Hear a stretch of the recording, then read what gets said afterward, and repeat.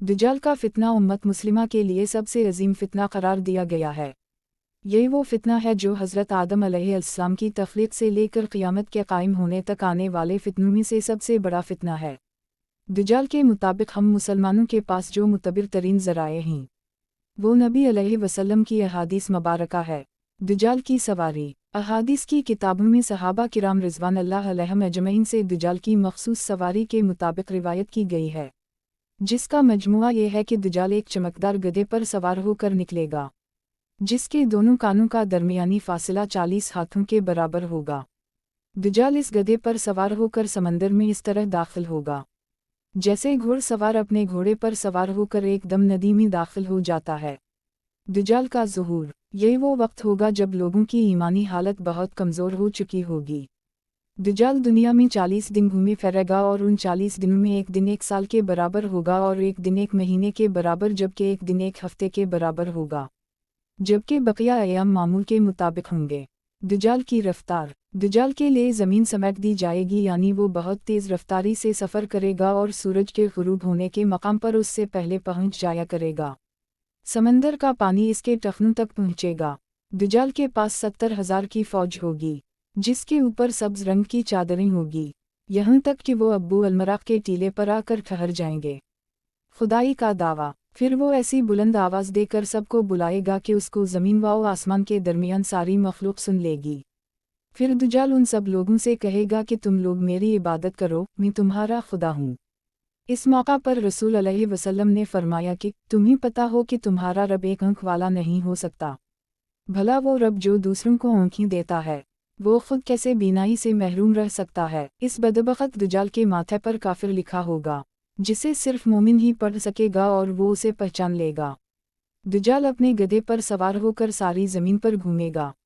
ज़मीन का कोई हिस्सा, चाहे वो पहाड़ी हो, मैदानी हो या सहराई, कोई इलाका ऐसा नहीं बचेगा कि जहाँ वो नहीं जा पाएगा, सिवाय मक्का मुकर्रमा और मदीना मुनव्वरा के, क्योंकि अल्लाह ताला उन दोनों जगहों की हिफाजत खुद फरिश्तों के ज़रिए फरमाएगा। दज्जाल जब वहाँ दाखिल होने की कोशिश करेगा तो फरिश्ता इसका रुख फेर देंगे। इन अहादीस की बुनियाद पर यहूदी ख़ास तौर पर गधे की तज़ीम करते हैं और वो अपनी खुफिया इबादतों में गधे को ज़रूर शामिल करते हैं। बाज़ लोगों का ये दावा है कि इबादत के दिन खुफिया तौर पर यहूदी एक गधे को उठाकर बैत अल मक़दस में ले जाते हैं, जहाँ मुख्तलिफ रस्म व रिवाज के मुताबिक इस गधे को सजाया जाता है। ये तमाम बातें इस जानिब इशारा करती हैं कि खरूज दज्जाल का वक्त अब ज़्यादा दूर नहीं, बिलाशुबा ये फितनों का दूर है और इस वक्त इंसानियत दज्जाल और दज्जाल की क़ुव्वतों के फितने अजीम की तरफ बढ़ रही हैं। लिहाजा दज्जाल की क़ुव्वतों से आगाही रखकर ही हम अपनी नस्लों और अपने ईमान की हिफाजत कर सकते हैं। अल्लाह पाक हमें और हमारी आने वाली सब नस्लों को दज्जाल के फितनों से महफूज रखे, आमीन। बयान किया जाता है कि पुराने वक्तों में एक शख्स ने एक ग़ुलाम ख़रीदा। ग़ुलाम ने मालिक से कहा कि आका, मैं आपसे 3 शर्तें चाहता हूँ। पहली शर्त यह है कि जब नमाज का वक्त आ जाए तो मुझे नमाज से ना रोकेंगे। दूसरी शर्त यह है कि आप मुझसे सिर्फ दिन को खिदमत लेंगे।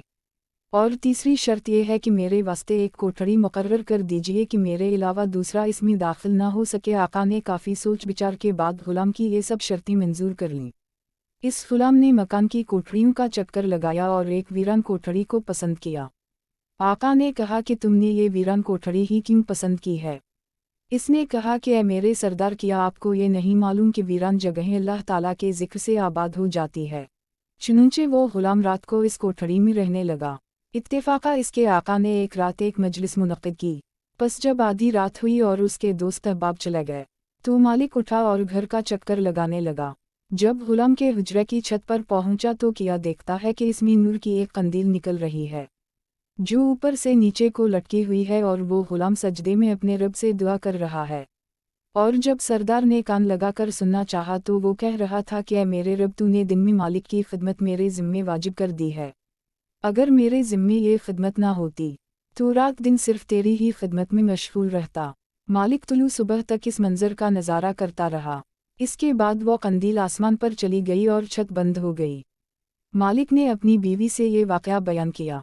जब दूसरी रात आई तो मालिक और उसकी बीवी हुजरे की छत पर पहुँचे तो देखा कि कंदील लटकी हुई है और ग़ुलाम सजिद में सर रखकर मुनाजात में मशगूल है।